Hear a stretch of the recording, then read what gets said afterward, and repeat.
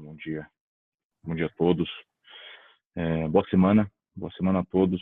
Espero que todo mundo tenha, espero que todo mundo tenha tido aí um excelente final de semana. Bom, 7 horas em ponto, 7:01 aqui no meu relógio. Vamos começar a nossa aula devagarinho aí, e aquecendo os motores para mais uma semana de trabalho, né? Como é de costume aí da minha parte, eu vou visitar rapidamente aqui o nosso sílabus para a gente se situar em relação à programação de aula, né?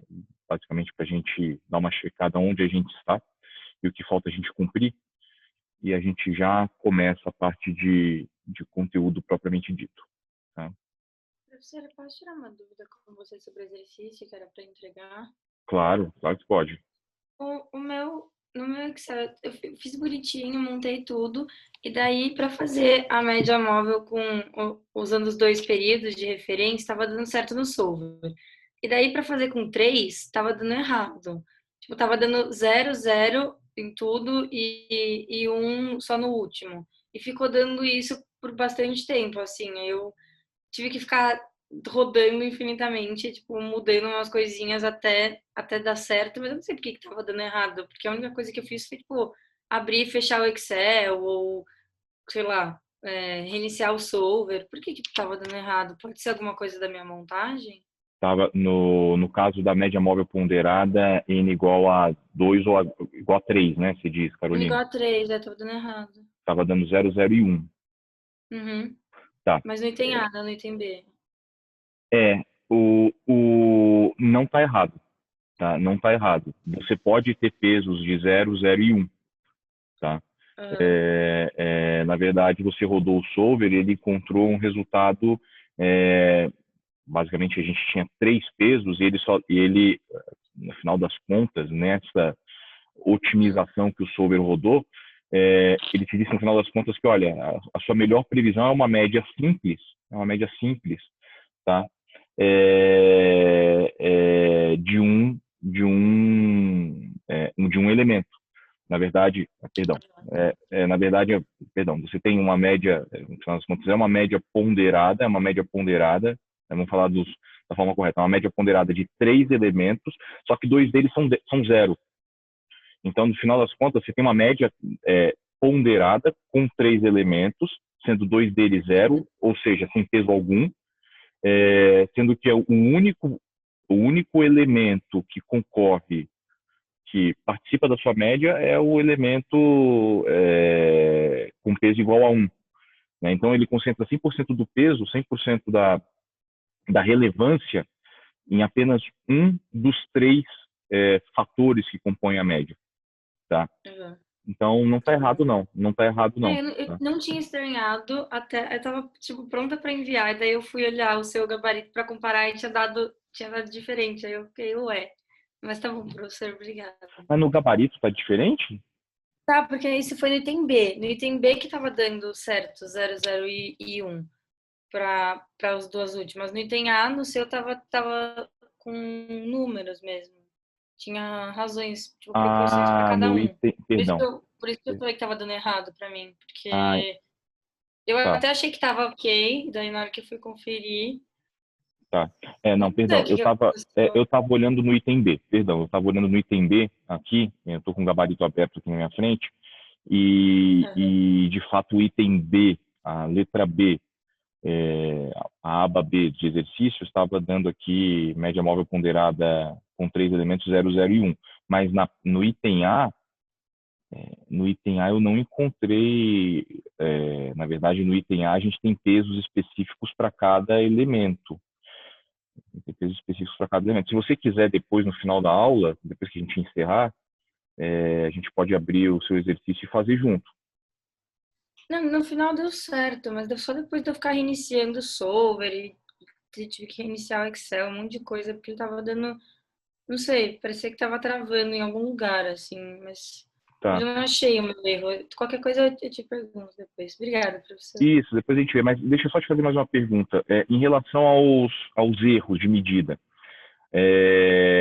por exemplo, o Dan, você calculou ele considerando todos os elementos da média ou calculou os 12 últimos, 5 últimos? Você fez algum recorte? Você lembra disso? Não, com todos. Acho que eu fiz com todos. Tá, que tá igual no gabarito. Tá bom, se você, para a gente não atrasar muito esse início de aula, se você quiser, no final da aula, aí a gente separa uns 5, 7 minutinhos aí para discutir, Tá bom, obrigada, tá professor. bem? Imagina. É, Bom, beleza, gente. Voltando aqui para o conteúdo. Só um minutinho.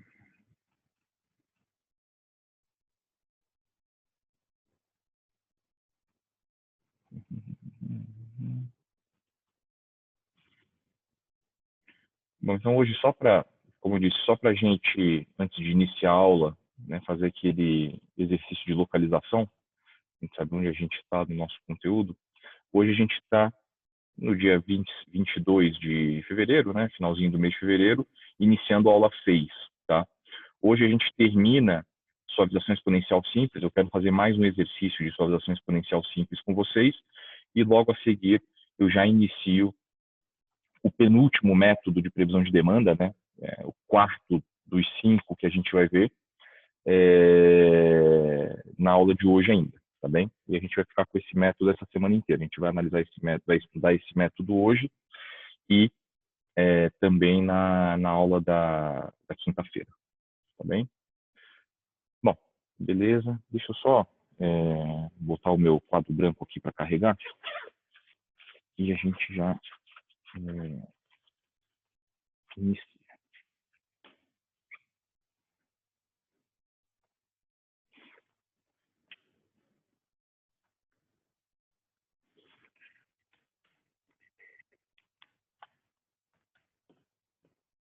Beleza, beleza, beleza, beleza. Vamos voltar para aquela. Deixa eu projetar novamente aqui na tela. Parará, parará, parará. Então, se a gente for naquele último exercício que a gente fez aquela última planilha de Excel, deixa eu projetar novamente aqui a minha tela para vocês. Métodos de previsão de demanda, exercícios. O exercício aqui, planilha, né? Número 4, tá? Planilha número 4. A gente tem 3 exercícios, tá? A gente tem 3 exercícios aqui na planilha de número 4. Deixa eu abrir aqui novamente. Beleza.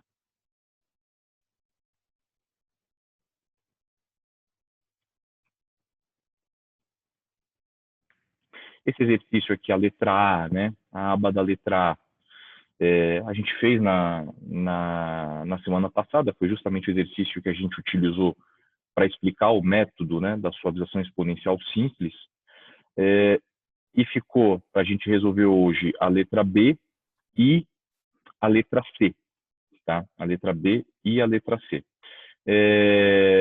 Eu gostaria de pedir para vocês, para a gente iniciar essa aula com um pouquinho de prática, que vocês utilizassem os próximos 5 minutos, tá? Para fazer esse exercício aqui da letra B, tá? Tentem fazer esse exercício da letra B, até para a gente ir praticando, para vocês irem estudando junto comigo. Tentem fazer esse exercício aqui da letra B, a gente corrige daqui 5, 10 minutinhos, tá? E salvem a planilha, porque eu vou pedir no final da letra B e da letra C para vocês submeterem essa planilha para mim, para fins de nota de participação, tá bem? Podem fazer, a gente corrige daqui a pouco.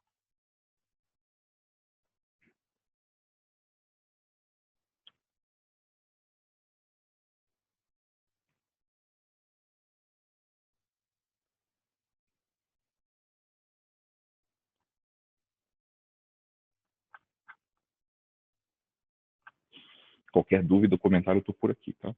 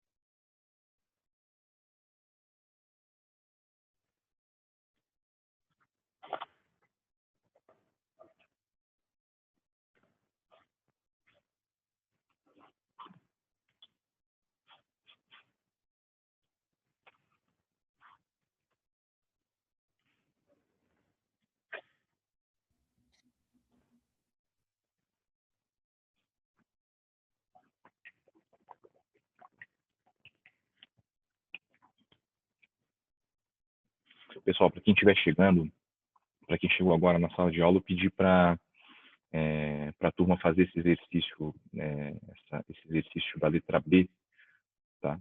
Perdão, exercício número 4, letra B. Também. Deixa eu projetar aqui na minha tela, só para situar todo mundo na mesma página. Estou me referindo a esse exercício aqui, tá? Pedi para a turma fazer para a gente corrigir daqui a pouquinho.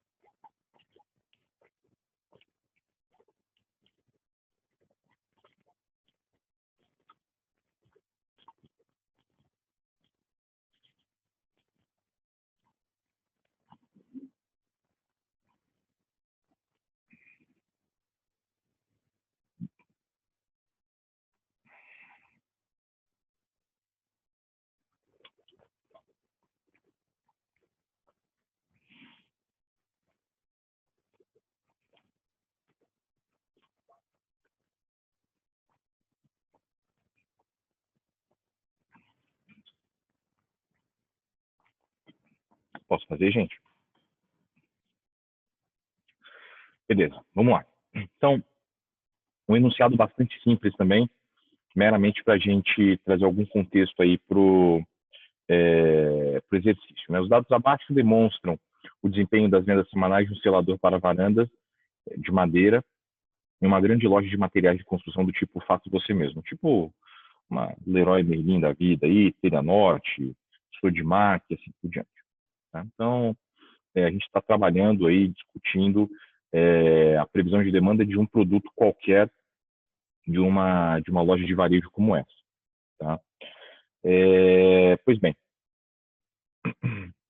qual é a melhor previsão de demanda para o mês 19, né, para o mês 19, utilizando o método da suavização exponencial simples? Quais são os valores dos erros de medida, né? DAN, MAP, MSE, RMSE e MPE? E analise criticamente os resultados, iniciando aí a otimização com alfa igual a 3.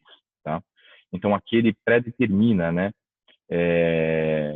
qual que é a ponderação que você deve iniciar. Então, eu já vou, inclusive, estabelecer aqui um espaço para alfa, vou deixar o alfa marcado aqui em 0,3, conforme ele pede, e vou estruturar o problema.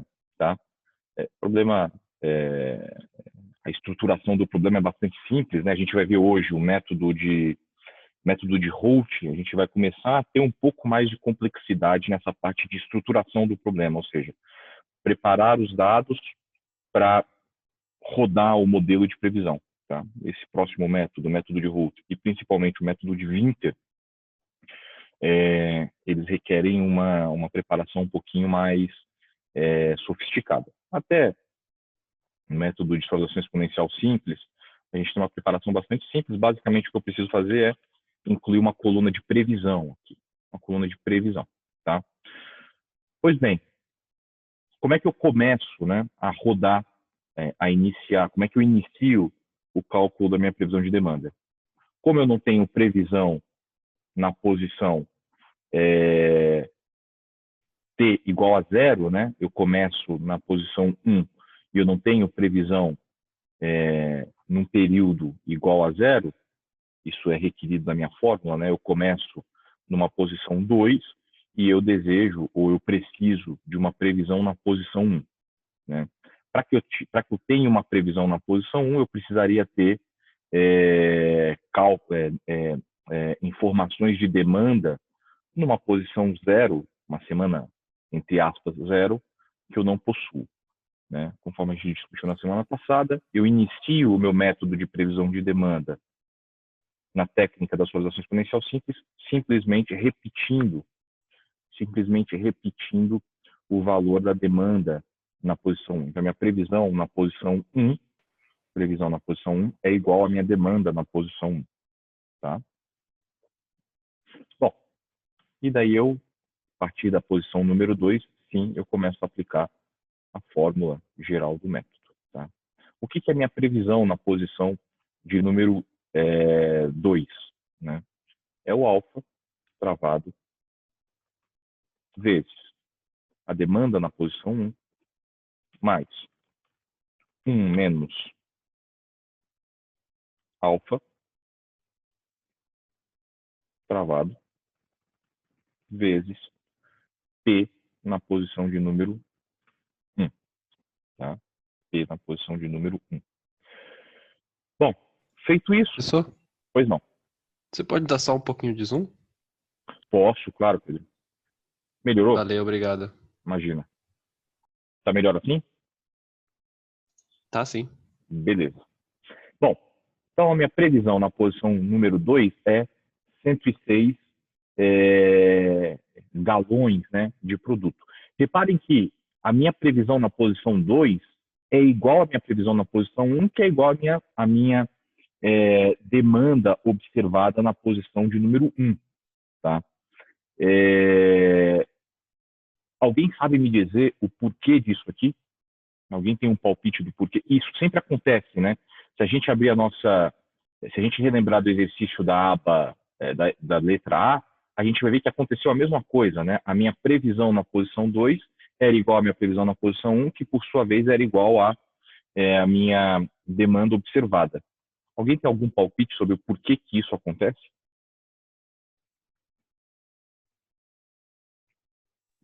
Professor, porque o DT é igual ao PT, né? Porque o DT, quem falou? A Giovana, né? Porque o DT é igual ao PT. Exatamente. Exatamente. Já que o DT é igual ao PT, eu tenho uma complementação de alfas aqui, né? Então, eu vou demonstrar isso no quadro branco agora, mas só para tentar explicar por aqui. Alfa 0,3. Alfa 0,3. Vamos imaginar que o meu DT e o meu PT seja... Perdão, o meu DT seja 100, tá? Vou imaginar que o meu DT seja 100, para ficar mais fácil aí de entender. 100. O meu alfa é 0,3. Portanto, 0,3 vezes 100 mais 0,7, né, que é 1 menos alfa, vezes 100, me entrega exatamente 100. Né? 30 mais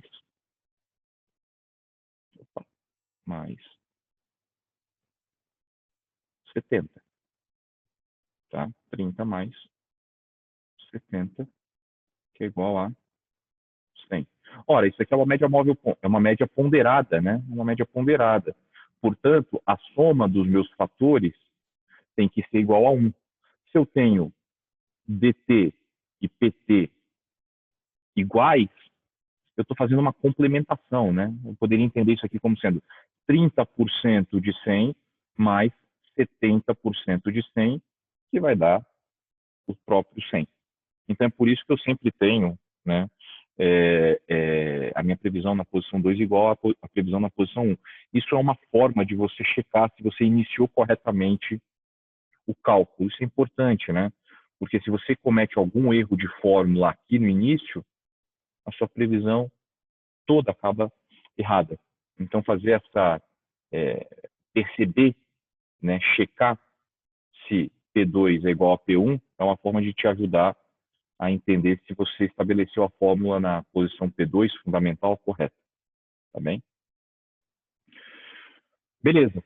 Então, estou com alfa estabelecida, minha fórmula de previsão definida, eu replico essa fórmula até a posição PT mais 1, ou seja, até a posição, até a primeira posição à frente, né, do último DT que eu tenho. Se o meu DT, o último DT que eu tenho está na posição 18, eu venho com a minha fórmula até a posição 19. Ou eu abro a minha fórmula e checo se todos os dados que eu tenho disponíveis estão sendo utilizados. Tá? Ótimo. Vamos trazer essas outras duas formulitas para cá. Tá? A minha previsão em qualquer período futuro, ele está pedindo na posição 19, né?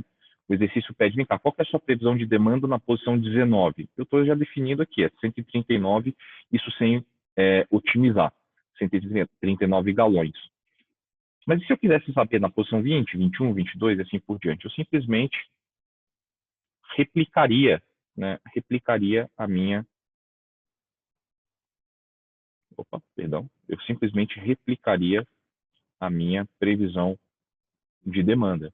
A minha previsão de demanda para os períodos 19, 20, 21, 22, 23, ela é igual para todos os períodos.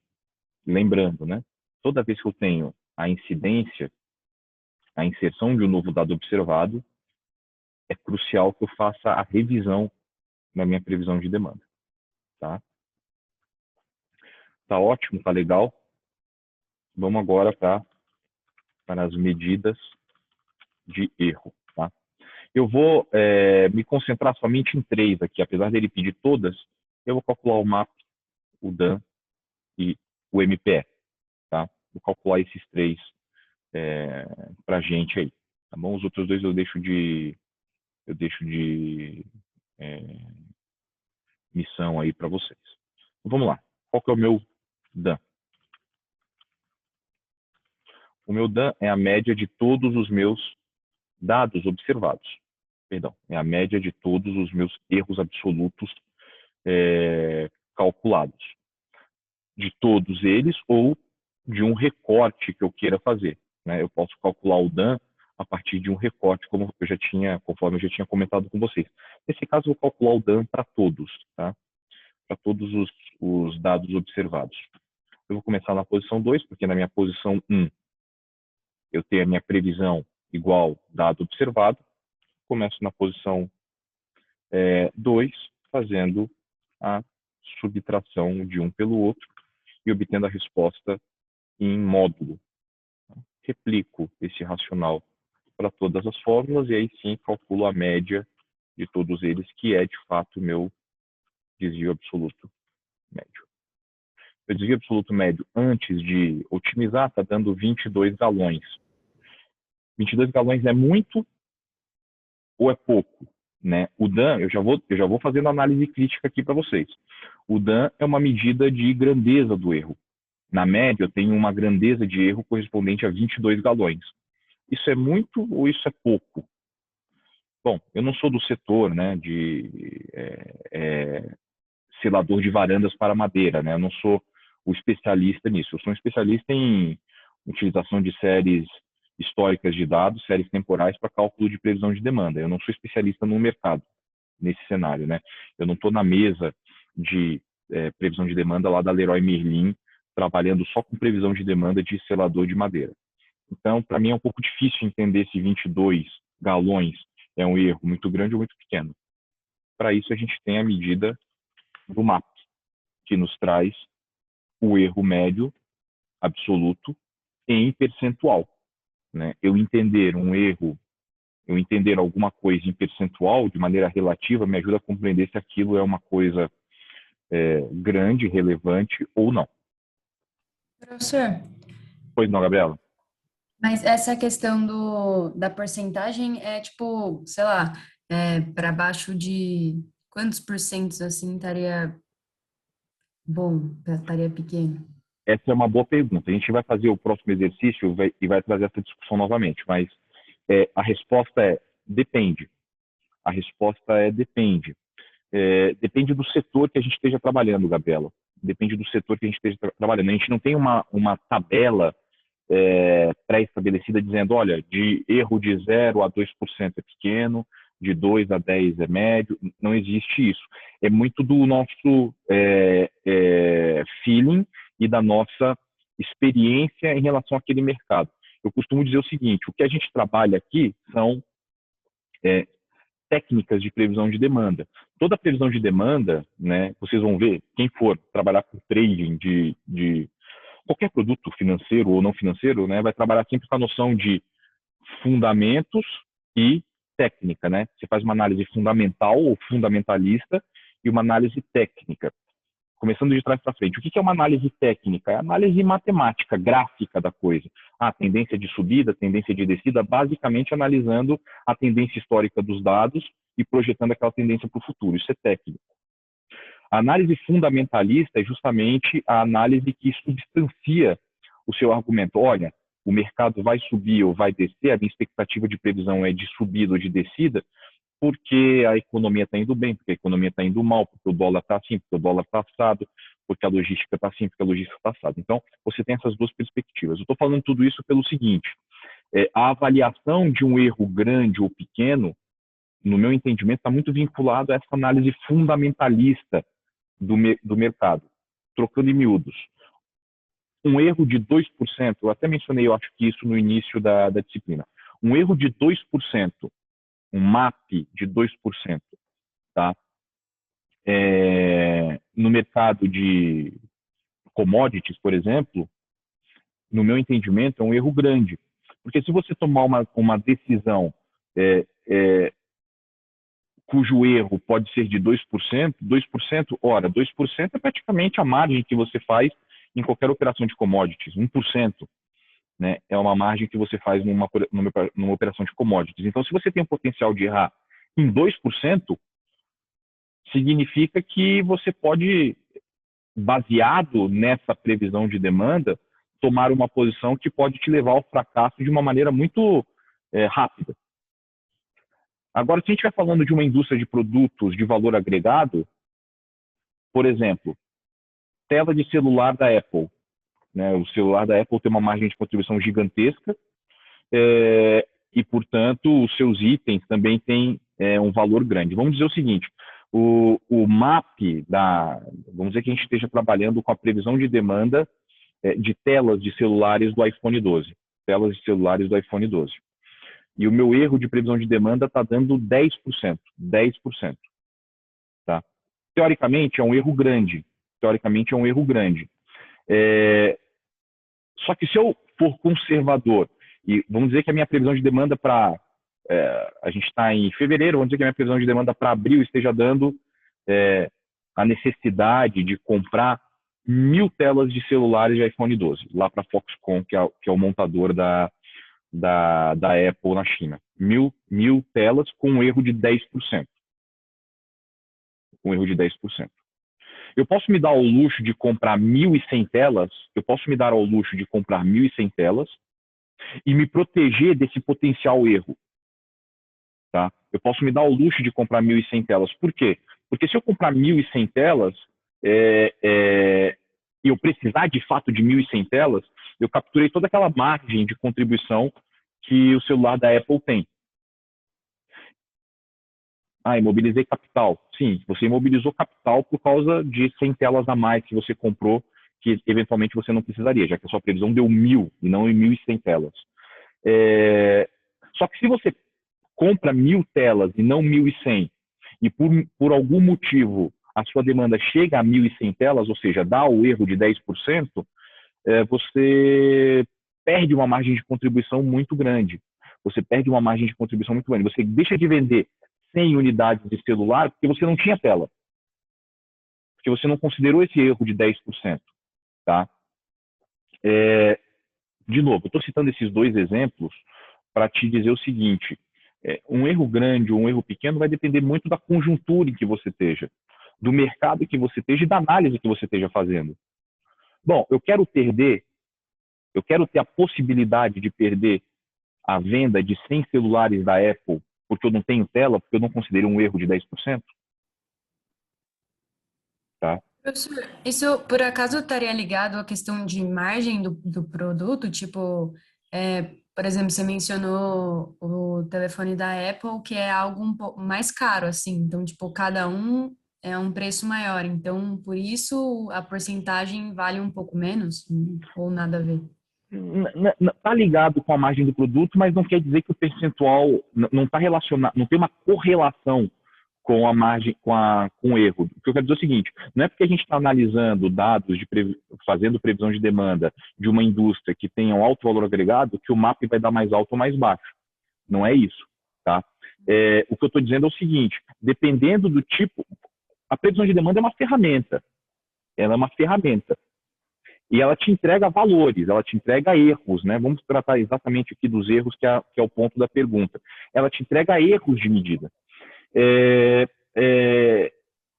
O erro ele vai ser grande, olha só o que eu vou falar, o erro vai ser grande ou pequeno, dependendo do tipo de análise que você esteja fazendo.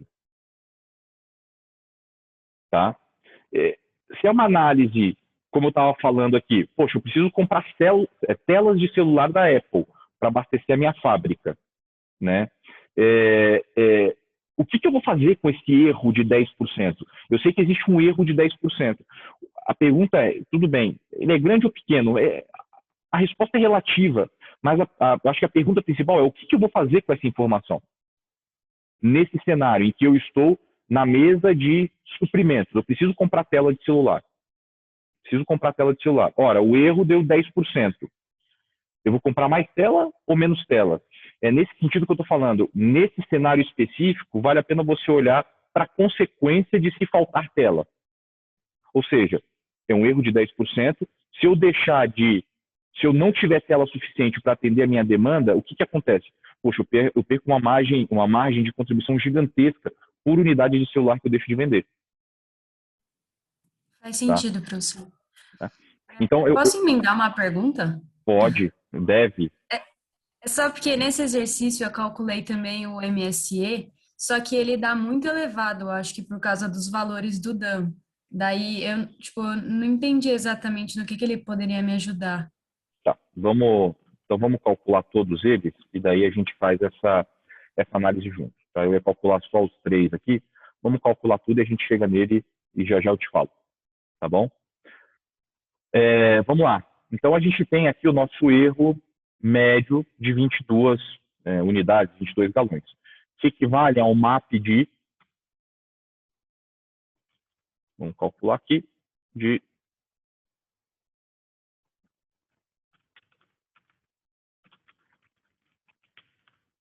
15%.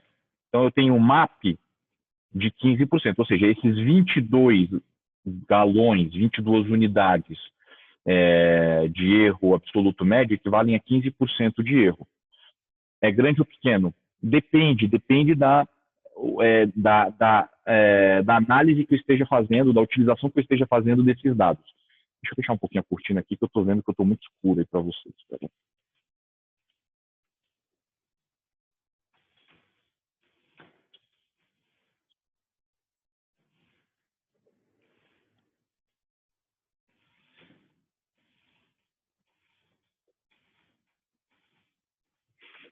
Bom, beleza. Vamos calcular o MSE, que a Gabriela comentou. Tá? Eu já sei que o meu DAN está dando 22%, o meu MAP está dando 15%, e o meu MSE? Vamos lá.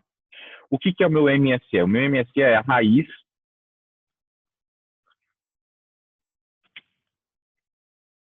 do DAN, perdão, é o DAN elevado ao quadrado, né? O RMSE, que é a raiz do MSE. O MSE é o DAN elevado ao quadrado. Então, eu calculo os erros quadráticos individuais e, por último, eu calculo a média. Bom, vamos parar um pouquinho aqui nessa métrica de erro para checar o que aconteceu. A Gabriela comentou, professor, achei o MSE um pouco grande. Vamos lembrar um pouquinho das aulas anteriores e entender para que serve essa medida de erro aqui. O MSE propriamente dito, ou seja, a média de cada um desses erros absolutos elevado ao quadrado, essa média ela me diz pouca coisa. Ela é mais uma medida de grandeza do erro, assim como o DAN, assim como o MAP, tá? Só que assim, o DAN e o MAP, eles me entregam uma informação muito mais clara sobre o tamanho do erro. né? 1.162,24, né? Assim, como é que eu vou avaliar se esse erro é grande, se esse erro é pequeno e tomar decisão em cima desse erro? Difícil, eu prefiro olhar para o DAN e para o MAP. Só que o MSE, ele traz uma informação importante que não está na média, mas sim nos elementos que compõem a média. Ou seja, eu olhando para os componentes do MSE, eu consigo entender quais deles destoam do restante do grupo. Ou seja, quais deles jogam a minha média para cima e, portanto, aumentam o meu erro. Você consegue entender? Eu não sei se eu estou sendo claro o suficiente, que eu acho às vezes tenho não é tão fácil explicar, mas É para saber quais que estão destoando mais, né? Tipo, da diferença entre venda e previsão. Exatamente. Eu poderia fazer essa análise aqui também, mas quando eu elevo isso daqui ao quadrado, que é esse caso aqui, fica muito visível para mim. Eu bato o olho no banco de dados e checo, poxa, isso daqui está destoando, isso aqui está destoando, isso aqui está destoando, isso aqui está destoando, isso aqui está destoando. Então eu começo a identificar, Gabriela e pessoal, olhando para o passado, eu começo a entender o seguinte, poxa, esse período 5 deu problema entre a minha previsão e o meu dado observado. Esse período 9, a mesma coisa. Esse período 14, idem. E daí você tenta buscar os fundamentos. Tudo bem, tecnicamente eu estou vendo que tem problema aqui, aqui e aqui. Agora, o porquê? Qual que é o motivo que levou a previsão ficar tão destoante em relação ao dado observado? O que aconteceu naqueles momentos lá atrás? E daí você consegue, eventualmente, explicar o seu modelo. Olha, chefe, olha, pessoal, olha, professor, o meu erro deu 15% porque lá na semana 5 houve uma greve dos caminhoneiros. Lá na semana 9, o Bolsonaro falou que ia demitir lá o presidente da Petrobras e lascou todo o mercado de combustíveis. Lá no dia 14, o político fulano de tal soltou uma informação assim e detonou o mercado. Você consegue explicar o motivo aleatório que fez com que o comportamento sistemático dos dados saíssem da sua sistemática, digamos assim, tá? Então, o MSE tem essa importância. Eu acho muito importante. Para um conjunto de 18 dados, poxa, professor, olha aqui no DAN e está tudo resolvido, ou aqui no MAP você consegue ver também. Mas imagina um conjunto de dados de 300, 400, 500 componentes.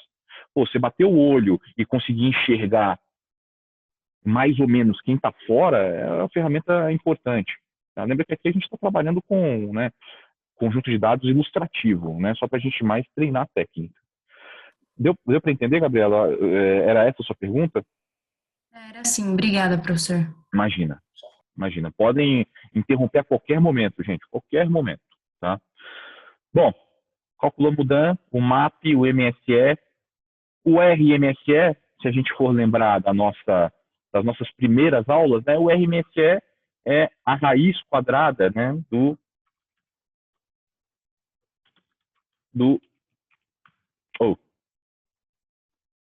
É a raiz quadrada do MSE, que é também uma medida de grandeza de erro, que quando você tem o DAN e o MAP, se torna pouco útil, tá? A literatura traz o RMSE, mas a verdade é que o RMSE é uma medida de erro pouco útil quando você tem todas essas outras medidas aqui disponíveis para você, tá? E o MPE, né? O que é o MPE? O MPE é o percentual do erro não absoluto, ou seja, eu calculo o erro percentual considerando o sinal do erro. Tá? Então, é previsão menos dado observado, fecha os parênteses, tá? E divido pelo dado observado. Tá? E depois eu calculo a média. O que o MSM diz? O MSM diz o viés médio da minha previsão. Ora, na média, a minha previsão ela está sendo superestimada ou subestimada? Quanto mais próximo o MPE for de zero, menor o viés. Quanto mais negativo, maior o viés negativo, ou seja, a minha previsão ela tem um viés negativo em relação ao que realmente está acontecendo, ela está subestimada em relação àquilo que está realmente acontecendo, e quanto maior o MPE, maior o viés, e, portanto, mais positivo é o viés, e, portanto, eu posso dizer que a minha previsão está sendo superestimada na média em relação aos dados observados. Tá? Bom, o exercício está tudo feito, falta fazer otimização. Eu venho em dados, solver, e faço a otimização que a gente já conhece utilizando o DAN como referência. Então, eu quero o DAN menor possível, minha célula variável é o alfa, adiciono as restrições, minhas restrições são bastante simples, é um alfa menor ou igual a 1 e um alfa maior ou igual a 0. Ok, GRG não linear, resolver, Solver fez uma convergência, encontrou um alfa de 0,2 para um erro de 21,9, um erro absoluto médio de 21,9, um MAP de 15 e assim sucessivamente. Tá? Beleza? Beleza. Vamos fazer essa letra C, que foi o exercício que eu deixei justamente para fazer hoje, porque ele tem enfim, é um exercício um pouco, esse é um exercício real mesmo, de prática de mercado, que eu gostaria de explicar para vocês com um pouco mais de detalhe. Deixa eu projetar meu quadro branco aqui, vou deixar ele preparado para utilizá-lo assim que eu precisar. Tá?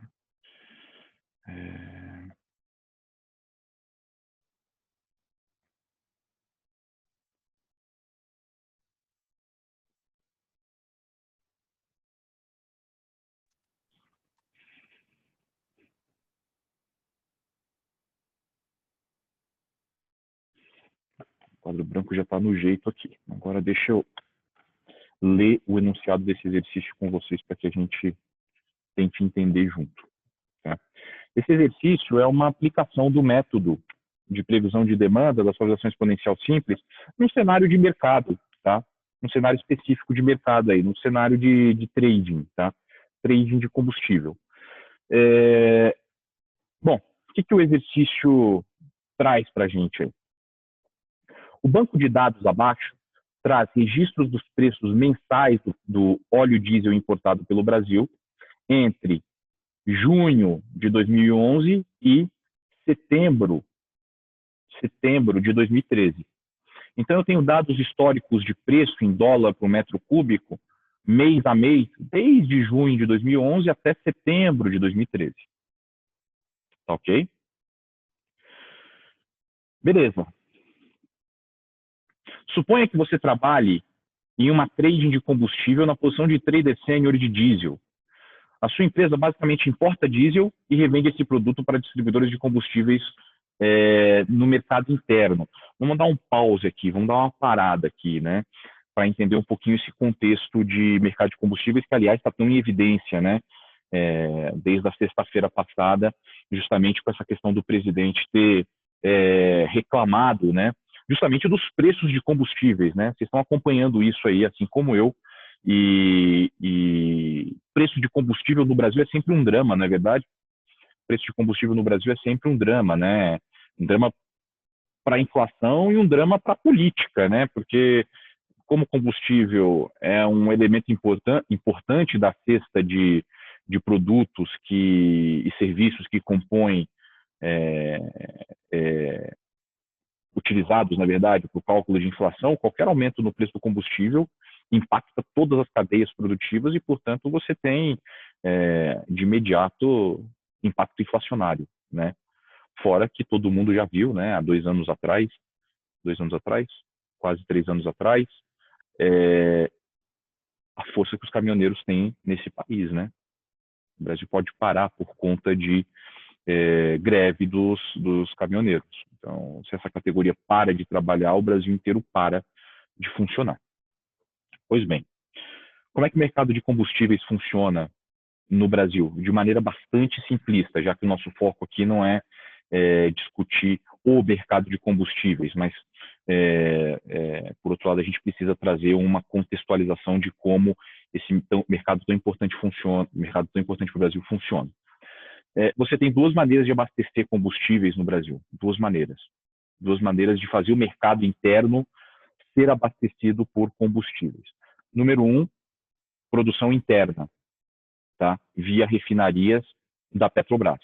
Então, a Petrobras importa ou extrai da natureza petróleo bruto, refina e transforma esse produto refinado nos diversos combustíveis. Diesel S500, diesel S10, gasolina A, gasolina B, se for o caso, de mistura com etanol e assim por diante. Então, você tem a Petrobras atuando na produção interna desse combustível, mas o Brasil não é autossuficiente na produção de combustíveis. Tá?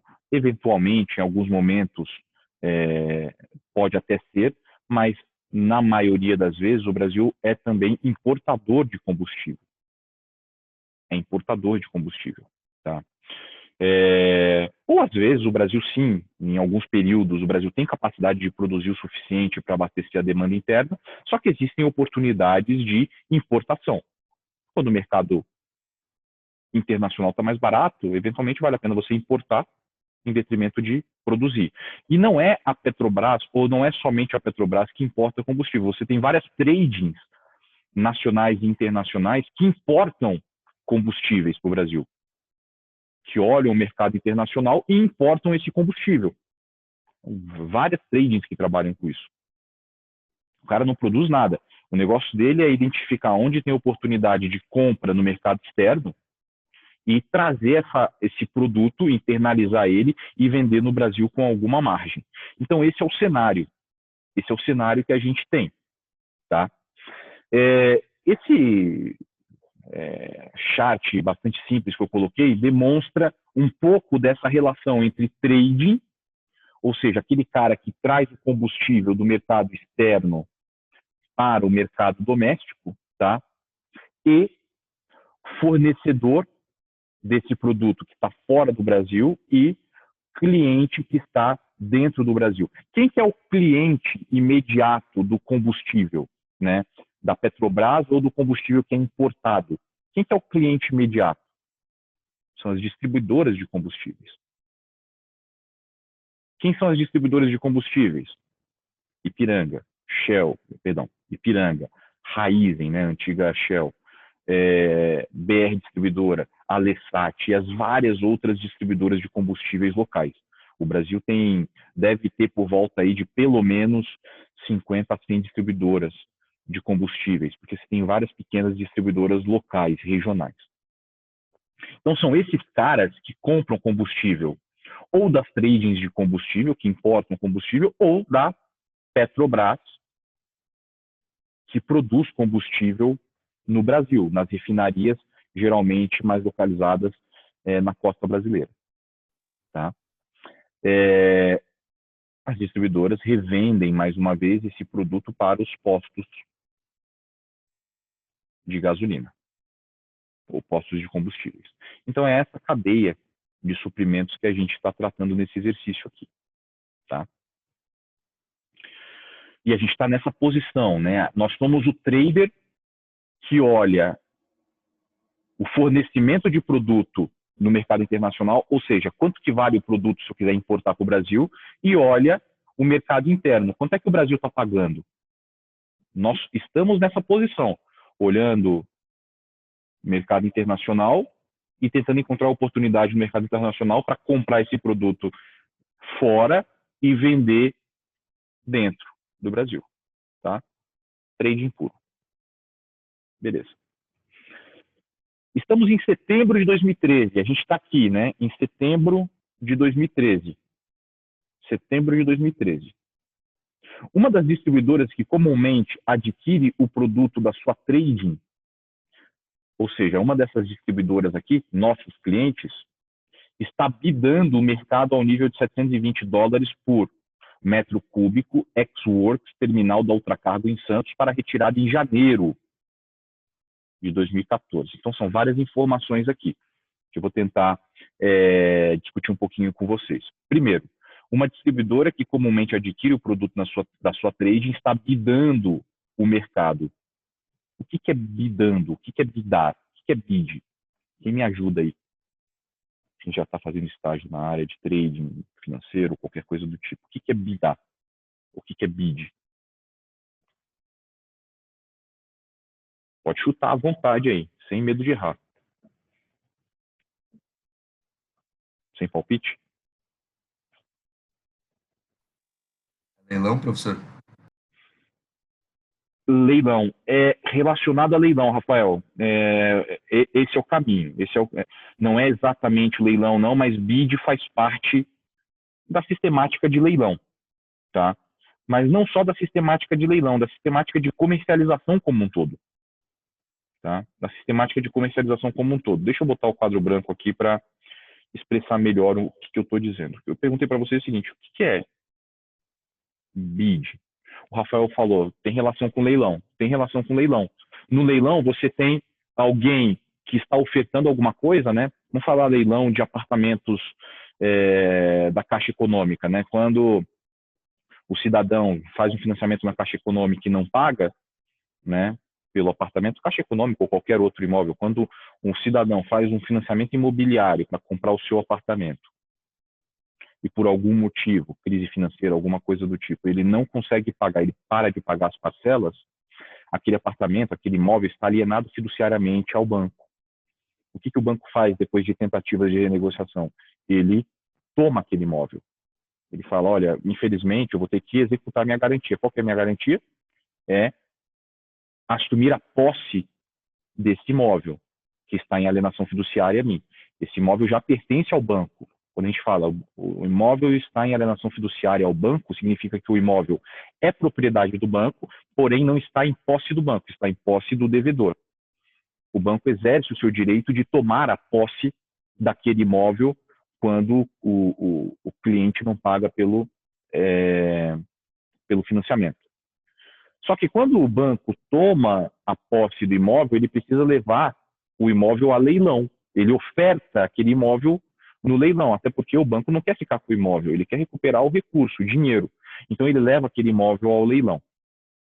O que o banco faz é o seguinte, olha, eu estou oferecendo esse imóvel e o valor inicial de lance é R$1 milhão. E daí várias pessoas, né, hoje em dia é tudo eletrônico, várias pessoas estão no leilão eletrônico e vem, bom, a oferta inicial é R$1 milhão. Uma pessoa ou uma empresa fala, eu dou 1.100.000. Isso é um bid. A outra fala, eu dou 1.120.000, 1.150.000, 1.200.000. Todas essas ofertas de compra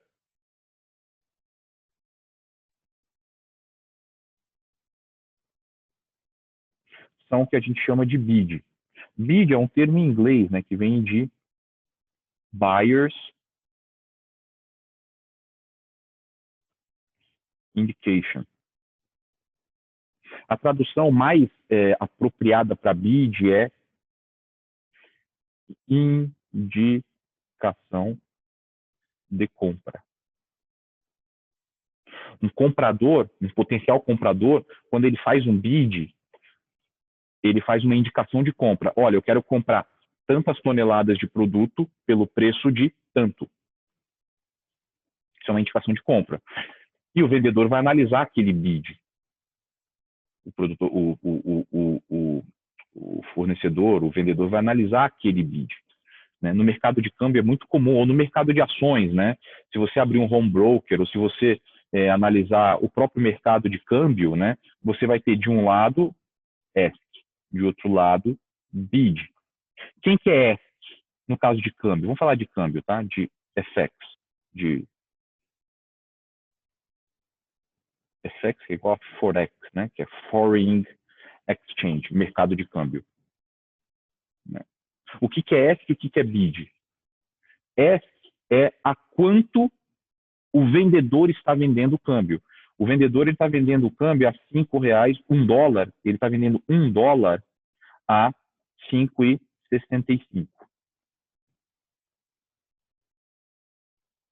Do outro lado, a gente tem um bid a 5,60. O comprador está oferecendo 5,60. O vendedor está oferecendo a 5,65. O negócio está fechado, está bucado, quando bid e ESC se encontram em algum lugar aqui no meio do caminho. Então, todos os mercados de commodities ou não commodities, mercado financeiro, eles funcionam dessa maneira, né? A relação entre bid e ESC. A gente fala, a relação de oferta e demanda é que traz o equilíbrio de mercado. No final das contas, é a relação entre bid e ESC, é quem vem, relação de preços de quem vende com relação de preços de quem compra, tá?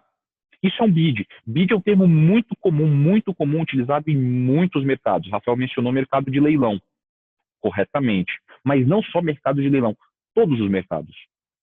O grande parte dos mercados. É muito comum você falar, putz, o comprador está me bidando a tanto. E reparem que a gente está transformando, né? O brasileirão aí, né? A gente é brazuca, né? A gente fala bidando, né? A gente verbaliza, a gente transforma o bid em verbo. Na verdade, a gente faz a mesma coisa que o americano, que o estrangeiro faz, porque o americano também fala I'm bidding at nananana. Então, o termo bid, que é um acrônimo, né, Buyer's Indication, se transformou em um verbo muito utilizado em vários mercados, tá? Que é o que está acontecendo aqui, nesse exercício. Então, eu tenho aqui nesse exercício, voltando rapidamente aqui para o outro compartilhamento de tela, eu tenho aqui nesse exercício,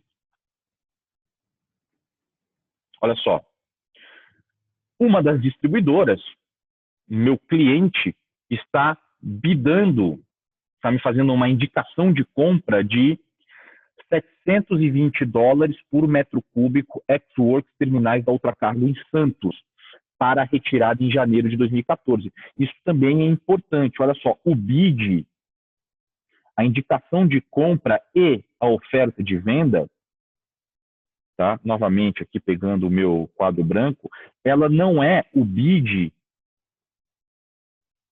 ela não é apenas valor. Principalmente se a gente estiver falando de produto físico, não de serviço, mercado financeiro. O bid é valor, volume, localização,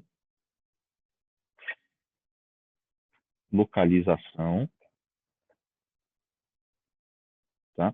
E condição de entrega. Só para ficar em 4 itens, tá? Eu poderia colocar aqui ainda a condição de pagamento e assim por diante. Tá? Mas o bid é formado principalmente por essas 4 grandes variáveis. O preço que eu estou oferecendo, a minha indicação em termos de preço, eu pago nesse produto R$1 milhão.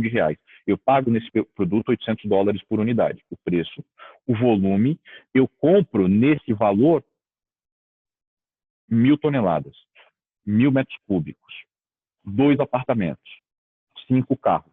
A quantidade, a localização, muito importante.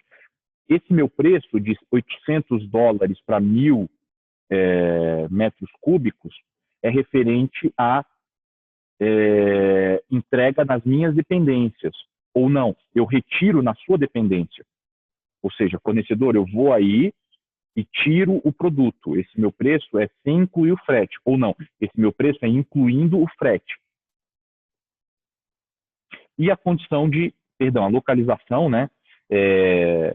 Isso que eu falei agora, né? Eu retiro na sua dependência fornecedor, ou esse preço é para você me entregar, é a condição de entrega, e a localização é o local físico, geográfico propriamente dito, né?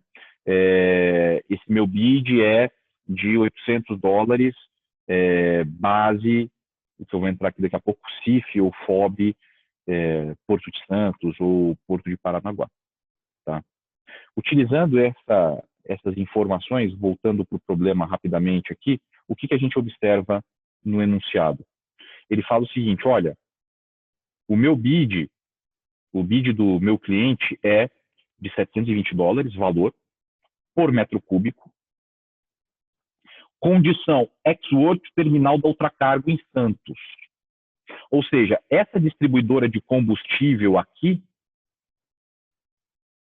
ela está falando que ela paga $720 por diesel, disponível na condição ex-works, no terminal, no parque de tancagem da Ultracargo no Porto de Santos.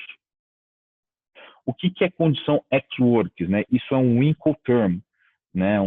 É um termo de entrega utilizado no mercado internacional, né? A condição ex-works é uma condição na qual, quando um comprador ou um vendedor fala em condição ex-works, ele está falando o seguinte, olha, eu quero esse produto disponível em tal lugar, nesse caso, terminal da Ultracargo, tá? Sem que seja... Só rapidinho, Gabriel, já te passo a palavra. Sem que o produto esteja desembaraçado, ou seja, eu estou oferecendo $720 por metro cúbico nesse produto na condição ex-works terminal da Ultracargo. Eu estou falando para o meu fornecedor, para trade, o seguinte, me disponibiliza esse produto no terminal da Ultracargo, tá? Que eu faço o desembaraço aduaneiro dele e eu carrego ele nos meus caminhões e entrego esses produtos nas minhas unidades. Eu preciso que esse produto esteja apenas alocado em um tanque da Ultracargo, sem que ele esteja desembaraçado. Pode falar, Gabriela. Não, é que eu não entendi exatamente o que é bid. Tá, eu já volto para a questão do que é bid em um minuto. Só para finalizar essa parte aqui, eu já volto para falar sobre isso, fica tranquilo. Tá? Então, as condições de entrega, né? A condição de entrega ex-works, ela nos traz essa dimensão. A gente tem outras condições bastante comuns, como CIF e FOB, que a gente vai falar em algum momento mais para frente no curso, tá bem? Para retirada em janeiro. Então, assim, o comprador está falando, a gente está em setembro, nós estamos em setembro de 2013, nós estamos em setembro de 2013,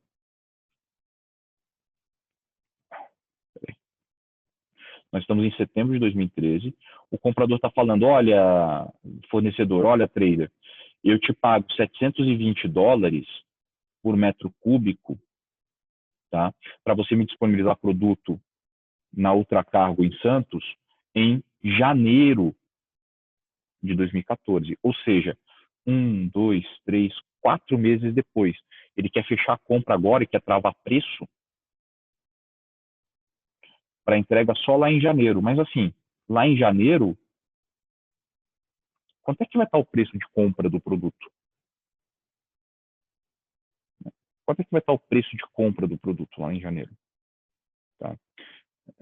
Antes de continuar no exercício, deixa eu voltar na questão do bid, que a Gabriela perguntou. O que é a indicação de compra, né? Deixa eu voltar no quadro branco, que eu acho que fica mais fácil de eu explicar. Peraí.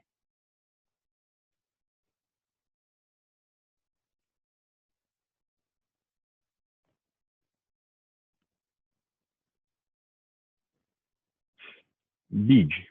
Vamos botar aqui, novamente, ESC e bid. Todo mercado, gente, Gabriela e demais, todo mercado, qualquer tipo de mercado, qualquer tipo de produto, é formado basicamente por interesse de venda, ou seja, fornecedores ou vendedores, né? Vendedores ou fornecedores que oferecem os seus produtos no mercado, tá? E por interesse de compra, ou seja, pessoas, empresas, entidades que estão interessadas em comprar aquele produto, tá? Tanto a venda de um produto quanto a compra de um produto se dá primeiramente a partir de uma oferta. O vendedor pode fazer uma oferta de venda. Ele fala, olha, eu vendo um determinado produto a $720 por metro cúbico, eu te entrego esse produto em Campinas, tá? Um volume de, uma quantidade ou um volume de 1.000 metros cúbicos. Isso é uma oferta. Isso é uma oferta, né? Do inglês, isso é um ask, é um pedido de venda. É um pedido de venda. Se a gente for traduzir literalmente, o que significa ask, significa um pedido de venda. Eu estou fazendo uma oferta de venda. Sob quais condições? $720, entrega em Campinas, um volume de 1.000 metros cúbicos. Só que do outro lado, você tem um cara que compra, o comprador. O comprador olha essa oferta aqui e fala, não gostei. Não está boa para mim. $720 está caro. O que o comprador faz? O comprador faz uma indicação de compra. Olha, o fornecedor, por 720 eu não compro, mas por $650 por metro cúbico eu compro. Então, a manifestação do comprador, indicando o que ele deseja pagar e a quantidade de produto que ele deseja comprar, se chama de bid, ou seja, uma indicação de compra. Uma indicação de compra.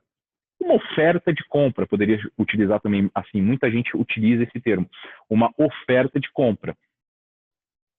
Repara que aqui eu falei primeiro do ask, né, um fornecedor oferecendo um produto e depois um comprador fazendo uma contraproposta. Pode ser o contrário, o comprador pode começar fazendo uma proposta e o vendedor fazer uma contraproposta. Em resumo, Gabriela e pessoal, o que é bid e o que é ask? Ask é proposta de venda, fornecedor oferecendo o seu produto, sob determinadas condições. E o que é o bid? É uma proposta de compra.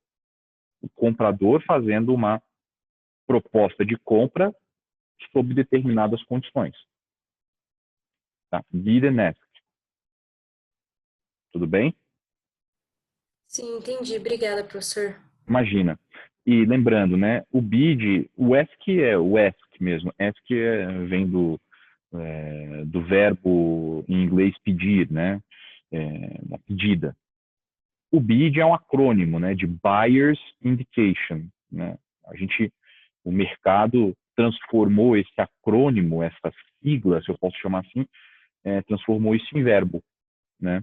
Então eu falo, eu estou bidando a tanto, estou bidando a tanto, ou em inglês, I'm bidding at tanto, tanto, tanto, tanto, tá? Esse é o cenário que a gente tem no nosso exercício. Então, basicamente, o que a gente tem aqui no nosso exercício é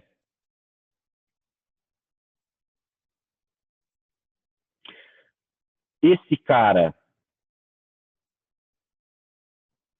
aqui bidando esse cara aqui, falando, olha, eu compro, aqui ele não fala em volume, poderia ter falado, mas aqui ele não fala, eu compro diesel a $720 por metro cúbico, disponibilizado nos terminais da Ultracargo em Santos, para entrega em janeiro. Esse é o bid. O nosso trabalho, enquanto vendedor, enquanto trading, vem cá, esse bid aqui tá bom ou tá ruim? Eu fecho ou não fecho o negócio com o cara? Lembrando que eu não estou falando de um mercado spot, onde eu sei os preços que estão ocorrendo, né? Lembrando, a gente está em setembro. Eu não estou falando desse mercado aqui que eu já conheço o preço. Eu sei que o preço do diesel importado é $768 na condição entregue no porto, né? $768. Eu sei que em setembro mas vem cá, e em janeiro, quanto é que vai ser o diesel? Eu sei quanto é que é o preço que o cara está querendo me pagar, $720. Mas quanto é que vai ser o valor do diesel lá em janeiro de 2014? Quanto é que vai custar? Tá? Essa é a pergunta. Então, esse problema aqui te convida a utilizar um método de previsão de demanda para calcular quanto vale, ou quanto valeria, qual que é a previsão de valor do diesel em janeiro de 2014, e com base nesse valor previsto, decidir se vale a pena ou não comprar, perdão, se vale a pena ou não vender para essa distribuidora $720. Esse é o contexto do problema. Esse é o contexto do problema. Tá? Eu vou convidar vocês a fazer esse exercício agora, nos próximos 5 minutos. O método de previsão é bastante simples. Então, façam essa previsão de demanda utilizando a suavização exponencial simples. Encontrem o valor, por favor, previsto do diesel para janeiro de 2014 e depois me respondam aqui. Eu vou fazer essa pergunta daqui a pouco para vocês. Vale ou não vale a pena vender para o nosso cliente a $720 por metro cúbico e por quê? Então, façam esse exercício e daqui a pouco a gente faz, eu corrijo junto, a gente faz os cálculos rapidamente e discute um pouco se vale ou não a pena vender. Lembrando, né, para quem está familiarizado um pouco mais com o mercado de trading, aqui a gente está excluindo a possibilidade de hedge, tá? Que poderia ser uma resposta. Se eu hedgear, eu posso fechar a condição de $720 aqui para entrega em janeiro de 2014, faço um hedge agora em setembro e garanto o custo do produto. Vamos excluir essa possibilidade. Aqui a gente não está trabalhando com a possibilidade de fazer hedge. Tá? Aqui eu quero utilizar a previsão de demanda para me ajudar a responder. Vale a pena ou não vale a pena vender para esse cara? Tá? Lembrando que isso aqui é a coluna de custo, né? É o preço que eu, trading, compro fora do Brasil para revender. Ou seja, esse preço tem que ser menor do que o preço que o cara aqui me paga. Tá? 5 minutinhos a gente corrige e discute. O senhor não precisa calcular os erros, então, nesse? Precisa calcular os erros, Gabriela. Não precisa calcular todos os erros, mas calcula, a minha sugestão é que você calcule pelo menos o DAN e o MAP, porque você vai utilizar, no final das contas, o erro para tomar a sua decisão. Você vai ter uma previsão lá em janeiro de valor. O erro, no final das contas, ele vai te expressar o quanto esse valor pode ser. Se eu tiver, vamos dizer que em janeiro eu tenho uma previsão de valor de $700. Ora, se o cara está me oferecendo a 720, teoricamente valeria a pena vender, concorda? Eu estou comprando a 700 e vendendo a 720. Né? Só que quanto é que é o erro? Se você observar o erro, talvez você fale, poxa, não vale a pena vender a 720. O erro vai te dizer se vale a pena ou não.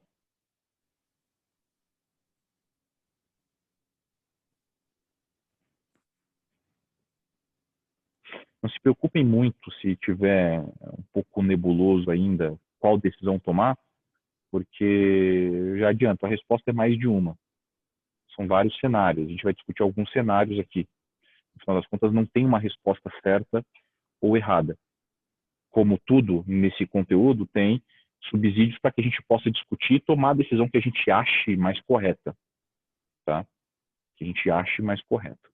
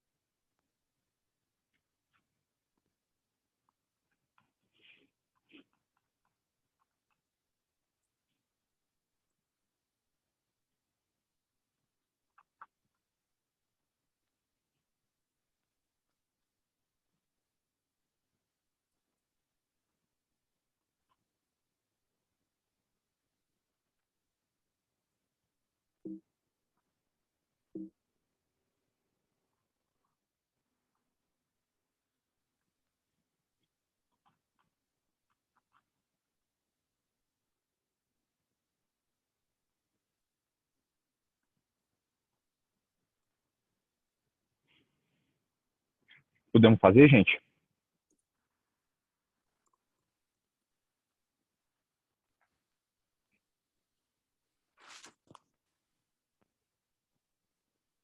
Sim, não?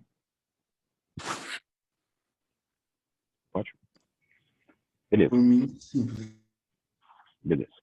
Então, bom, a previsão de demanda é bastante simples, né? Vamos fazê-la aqui rapidamente, tá? Sem muita cerimônia. Vamos botar aqui um alfa de 0,5 e calculá-la, tá? Bastante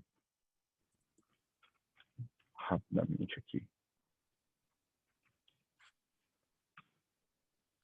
Se tiver algum problema aqui na execução das fórmulas, por favor, me avisem que eu faço mais devagarinho, tá? Estou fazendo mais rápido aqui, assumindo que nós estamos na mesma página em relação a isso daqui, tá? Medidas de erro.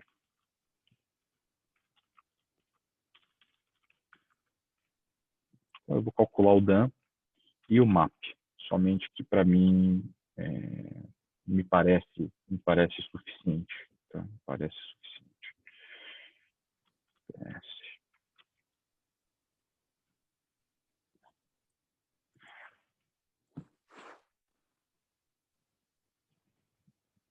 Bom, reparem que aqui eu vou calcular primeiramente, tá, o DAN utilizando todos os desvios absolutos. Tá? Então, utilizei todos os desvios absolutos da série.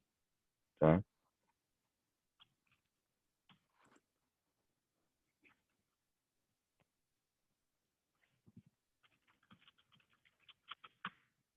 Bom, vamos otimizar e daí a gente discute. Eu quero um DAN menor possível. Quero valores de alfa entre 0 e 1.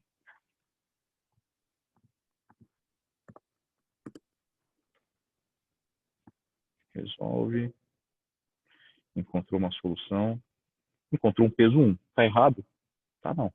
Normal. Tá? Bom, olha só. Olha só. O que a gente tem aqui, gente? Nós estamos com um bid na mão, nós, fornecedores, nós, trading, estamos com um bid na mão, tem alguém bidando a gente, a $720, tá? $720, deixa eu pegar aqui minha canetinha. O cara está bidando a gente a $720 para entrega em janeiro de 2014. Preço de compra, então, se eu for botar aqui bid e yes, tá? O cara está bidando a gente, a distribuidora está bidando a gente a $720 por metro cúbico.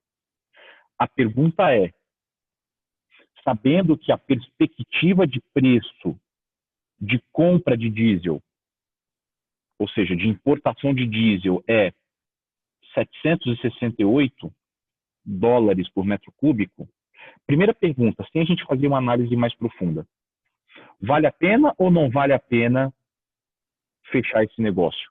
De novo, vamos esquecer hedging, todas as outras técnicas aí para se proteger de preço. Olhando somente para a nossa perspectiva futura de preço. Eu não posso comprar agora também, né? Alguém poderia falar, olha, professor, tudo bem, vamos comprar agora e carregar a posição, mas agora também não dá, né? Vou comprar em setembro por $768 para vender lá na frente 720. Não vale a pena. Tá? A pergunta é, vale a pena ou não vale a pena fechar esse negócio? Gabriela, pode mandar. Na verdade, professor, eu acho que eu esqueci, mas nessa situação você usa o 768, tipo, você usa o observado e não E não a previsão para continuar os que não têm? Não, não, não. Você usa a previsão. Você usa a previsão. Porque do Você usa... 29 para baixo não teria que ser 771,86? Vamos ver aqui. Vamos ver aqui. Acho que não. Ó, a gente fez o cálculo da suavização exponencial simples e talvez a sua dúvida seja a seguinte: poxa, a previsão na posição 29, né, essa previsão aqui deu igual ao meu dado observado, não é? Deu igual. É que eu devo ter feito alguma coisinha errada aqui que não bateu. Eu vou conferir aqui, obrigada. Tá, qualquer coisa você me avisa, você projeta sua tela e a gente discute junto. Mas aqui deu igual, no final das contas, a minha previsão deu igual ao último dado observado. Porque, basicamente, a gente tem que ver na fórmula o que aconteceu, mas, basicamente, a gente teve um peso igual a 1, né? Se a gente teve um peso igual a 1, um alfa igual a 1, essa relação da conta aqui deu 0, então isso aqui tudo está zerado, e a minha previsão nada mais é, a minha previsão do mês seguinte nada mais é do que uma repetição da demanda do mês, nesse caso do mês anterior, tá? Novamente, como meu alfa deu 1, essa parte da equação foi zerada e a minha previsão em PT mais 1 é igual à minha demanda em T, tá? Isso depois da otimização.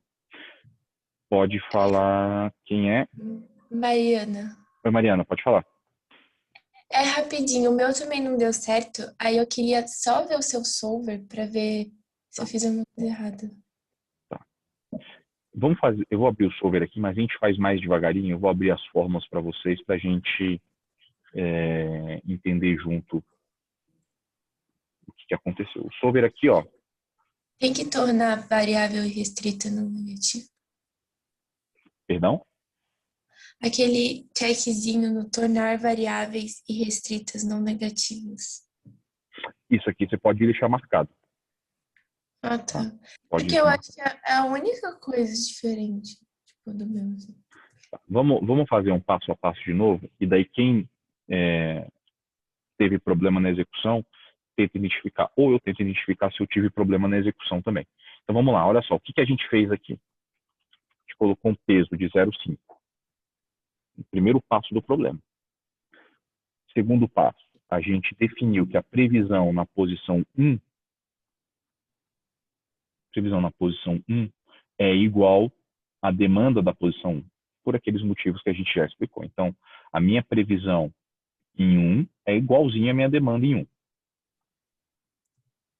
A partir da posição de número 2, eu calculo a minha previsão utilizando a fórmula de PT mais 1 igual a alfa vezes BT mais 1 menos alfa vezes PT. Vamos abrir aqui a fórmula para tentar entender como é que a gente fez isso. Ó. Vou dar um zoom aqui e deixa eu puxar a fórmula para cá. Olha só.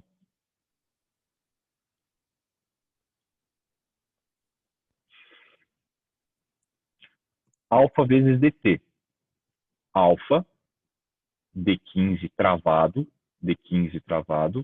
vezes demanda na posição 1, C18. Tá?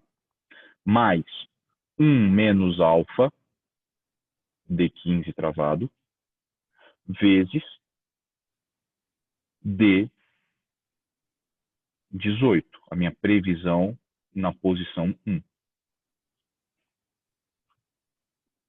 Tudo bem até aqui? Tudo.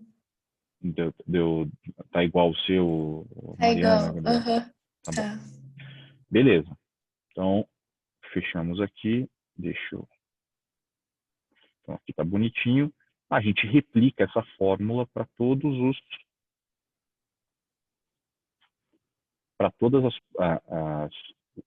as posições futuras, até a posição PT mais 1, ou seja, até a primeira posição onde eu não tenho dado observado.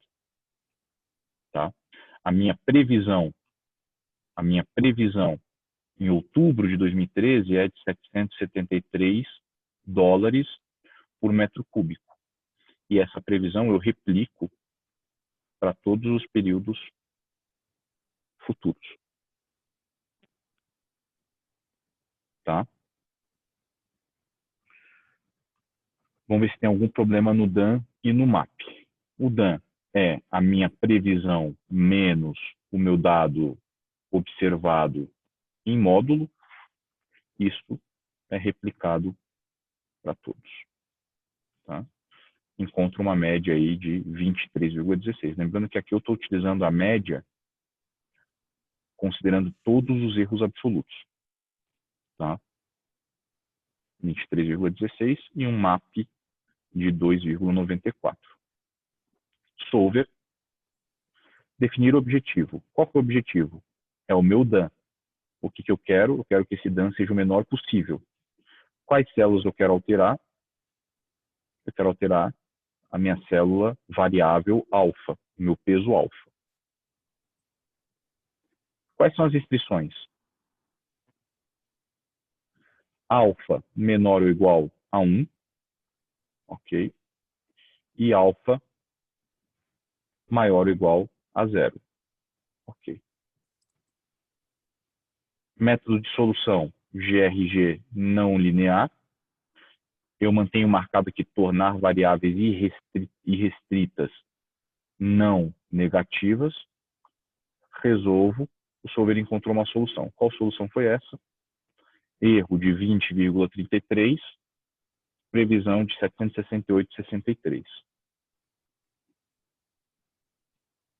E aí, pessoal? Tudo bem? O meu deu certo. Seu deu certo. Eu tinha errado, mas agora deu certo. Tá. Gabriela, como é que ficou o seu? O meu deu certo, professor, é que eu não tinha resolvido o solver ainda. Ah, tá bom. Bom, beleza. Mais dúvidas, pessoal, em relação à execução? Mais algum problema? Tudo bem? Tranquilo? Tá. Beleza, vamos voltar à questão fundamental do problema agora, a questão chave do problema, que é o seguinte. Primeira pergunta, vale a pena ou não vale a pena vender? Vale a pena ou não vale a pena buscar esse bid? Eu acho que não, professor. Não vale a pena. Mais alguma opinião? Gabriela dizendo que não vale a pena. Alguém discorda? Não, né? Agora, a segunda pergunta, que talvez seja mais interessante, é a seguinte. Tudo bem, não vale a pena buscar. Eu concordo, não vale, né? Eu tenho uma perspectiva de custo de 768 dólares por metro cúbico e o cara está me oferecendo pagar 720. Ou seja, se eu aceitasse negociar nesse cenário, haveria uma probabilidade bastante grande, de acordo com a nossa previsão, de eu ter que comprar produto a 768, vender a 720 e fazer uma margem negativa de 48 dólares, né? De 48 doletas aí por metro cúbico. De 48 dólares por metro cúbico, que ninguém quer, né? Se você tomasse uma posição dessa, provavelmente seu chefe não ia ficar muito feliz, lá, o chefe da mesa. Só que assim, eu posso fazer uma contraproposta para o meu cliente. O cara está me oferecendo 720. A pergunta para vocês é o seguinte: se 720 não fecha a conta para mim, alguém poderia falar, mas professor, você pode comprar antes, né? A gente está em setembro. E se você comprar antes, comprar agora em setembro e carregar essa posição até janeiro? Também não dá, porque o preço do produto agora em setembro é também 768 dólares. O custo dele é 768 dólares. Então, se eu comprar agora e carregar essa posição, fazer uma posição de carrego, né?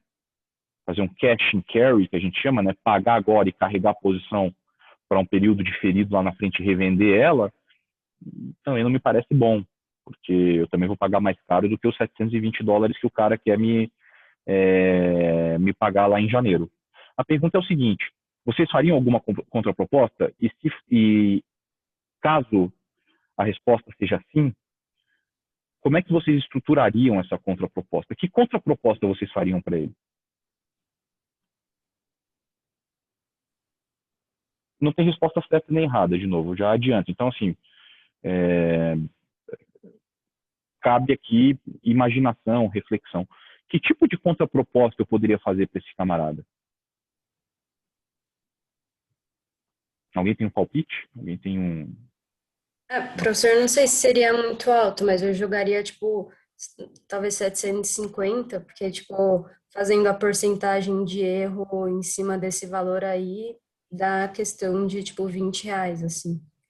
Perfeito, Gabriela. Eu acho que essa é a primeira resposta. Essa é a resposta mais direta e é a principal resposta. Ou seja, poxa, eu faço o seguinte, olha, os $720 eu não fecho não, mas por 720 mais o meu erro médio de 20,33, né, que vai dar $740 mais ou menos, eu fecho. O que a Gabriela está falando é o seguinte, ela está pegando os erros médios, o erro médio da previsão dela e está adicionando isso no preço. Está falando, olha, por 720 não, mas por 740 eu fecho. Por 740 eu fecho. Eu diria que essa é uma proposta bastante razoável, porém agressiva do ponto de vista dela, da Gabriela, do ponto de vista do fornecedor. Por quê? Porque existe aqui uma probabilidade não mínima, não pequena, de o preço de compra do produto ser maior do que os 740. Se a gente olhar o histórico, né? Eu tenho aqui, ó, casos em que o erro deu 50, 30, 70, 48, 44 e assim por diante. Então, essa é uma proposta para aquela pessoa que está o seguinte, olha, é final de ano, né? O cara está tomando uma das últimas posições dele aí para fechar o ano.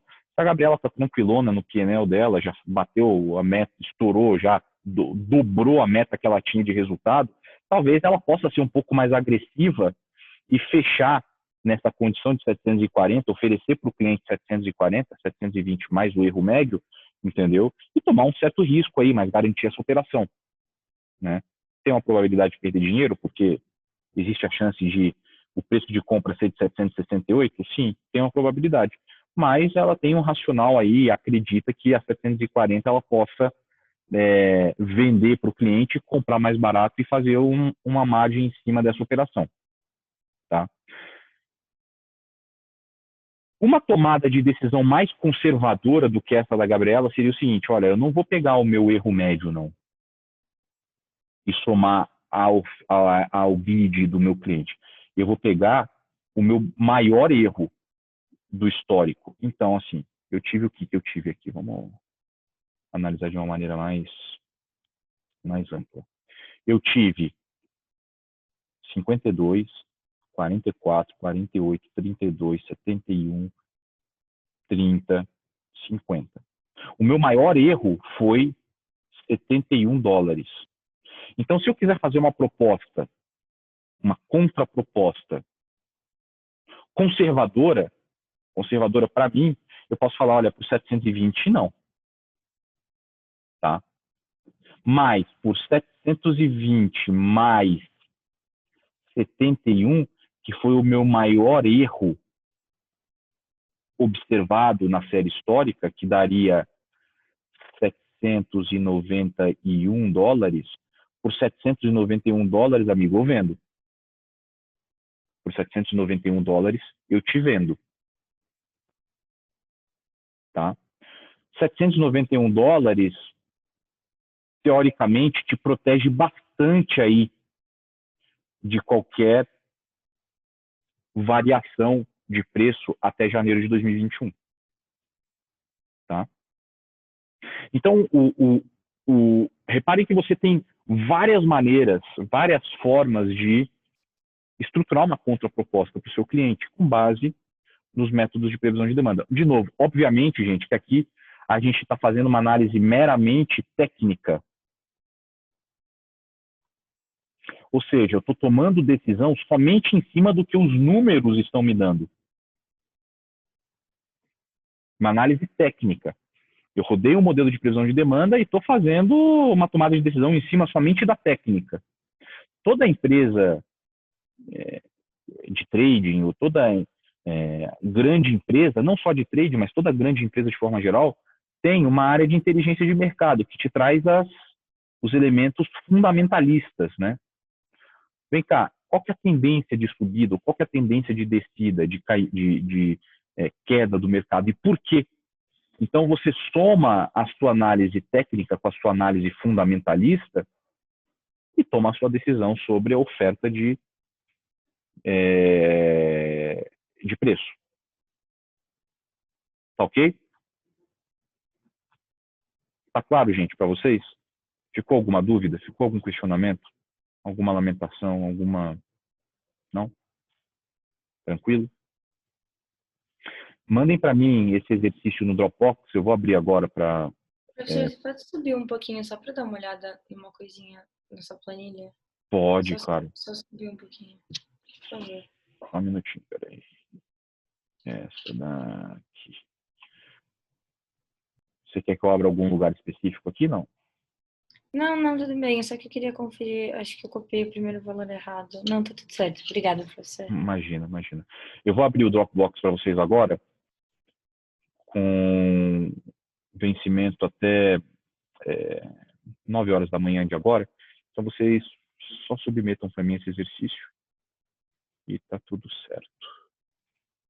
Não entrega. Doutora, é só o B e o C, né? Você tinha falado. Só o B e C. A letra A a gente já fez na semana passada. Tá bom. Tá? Então não tem problema se vocês mandarem essa planilha com a letra A em branco. Tá? Não tem problema. Se por acaso vocês não salvaram na semana passada, não tem problema nenhum. Tá?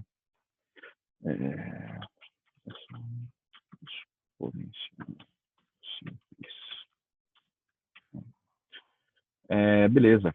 Então, deixa eu ver. A entrega é hoje vou botar até 9 horas aí, tá? 9 horas para vocês.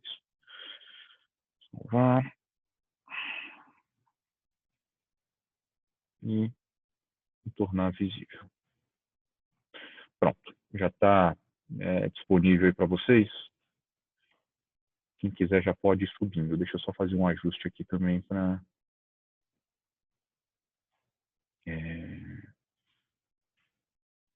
deixar no jeito aqui.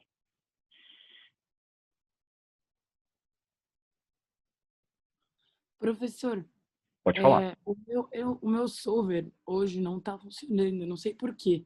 Mas então eu realmente até fechei o Excel, encerrei, voltei, o meu computador é Mac, às vezes dá esse problema. Uhum. Eu fui acompanhando tudo. Será que tudo bem se eu te entregar sem o solver feito? Pode entregar. Pode entregar sim o solver. Mas dá uma checada nessa questão, Gabriela, tá bom? Mas pensando na prova aí, tá? Sim, eu tive uma prova já no semestre passado. Eu vou colocar outro computador que não é Mac. Você tem que ir de novo lá naquele negócio de Excel, aí você abre as ferramentas, vai no Excel em inglês, copia o solver, abre a pasta do Excel em português, cola o solver e ele vai voltar a rodar. Pra mim deu o mesmo problema. Isso. Quando a gente ficou um tempo sem usar, parece que ele, sei lá, não sei. E eu não sou muito eu uso Windows, né? Eu não uso Mac. Então, assim, eu sou meio ruim de orientar vocês em relação a esses problemas que a gente tem no solver para Mac.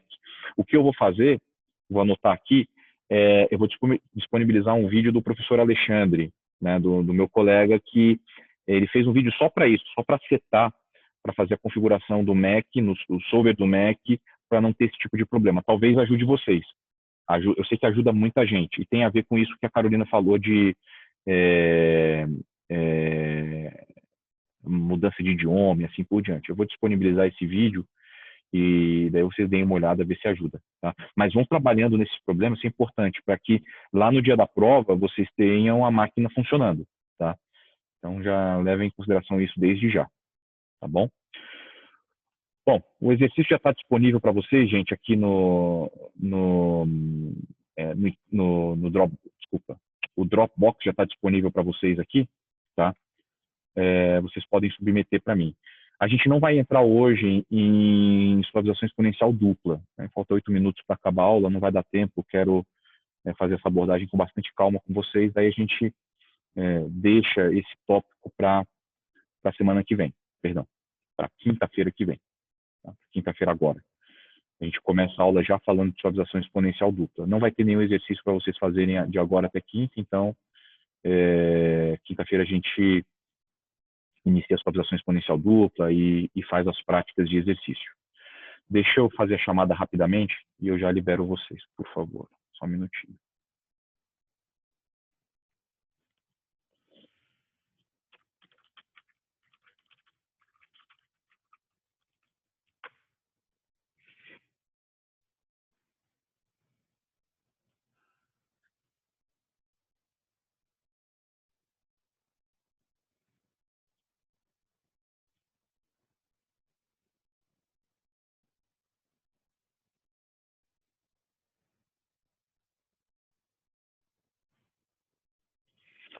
Beleza, vamos lá.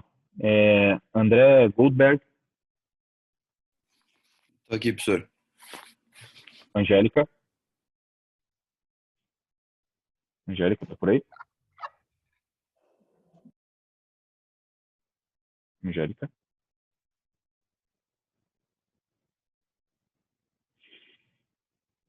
Eu não sei se ela aparece.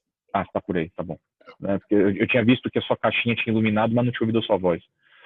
Beleza. Ariel Alaban. Oi, professor. Ariel. Ariel Quiroga. Tô aqui, professor. Beleza. Caroline. Aqui, professor. Tá. Christian. Presente, professor. Danilo. Danilo tá por aí, não?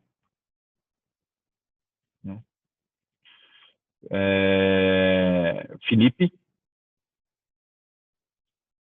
Felipe tá por aí? Fernando. Presente, professor. Beleza. Frederico Borini. Aqui, professor. Beleza.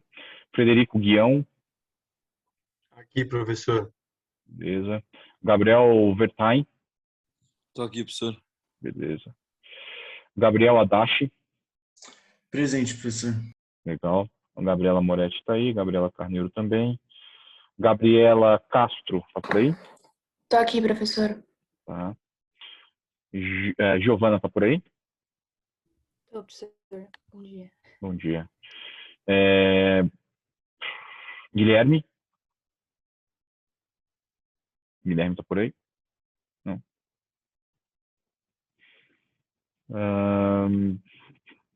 Jéssica? Aqui, professor. Tá. Joaquim? Presente, professor. Beleza. Leonardo? Leonardo tá na área, não?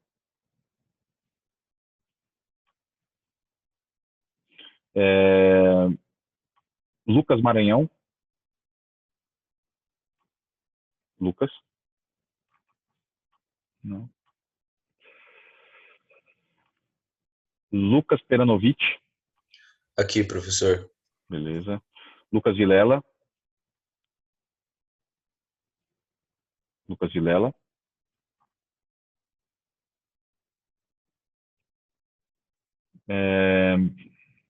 Luiz Helena? Luiz Helena?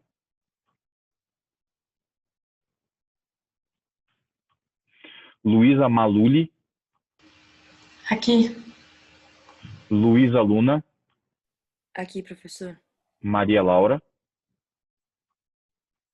Aqui, professor. Mariana Barbieri? Tô aqui, professor. Tá. Mariana Sarquis está aí. Marina Camargo? Aqui, professor. Nicolas? Nicolas está por aí, não? Não? Eu estou aqui. Ah, legal. Nina Wang, ou Nina Wang, desculpa, Nina, se eu não pronunciei corretamente. Tô Nina. aqui, pro. Tá. Tá aí, desculpa, não tinha associado o nome à pessoa. Nuno, Aqui, professor. Pedro Arantes, Aqui, professor. Pedro Souza, Aqui, professor. Pedro Ferraz, Aqui, professor. Pedro Jabali, Aqui, professor. Rafael Almeida, Aqui, professor. Rafael Gomes, Professor, presente. beleza. Rafael Ferretti, Aqui, professor. Raíza, Aqui, professor. Renata Couto, Aqui, professor. Ricardo Patrício, Ricardo, não.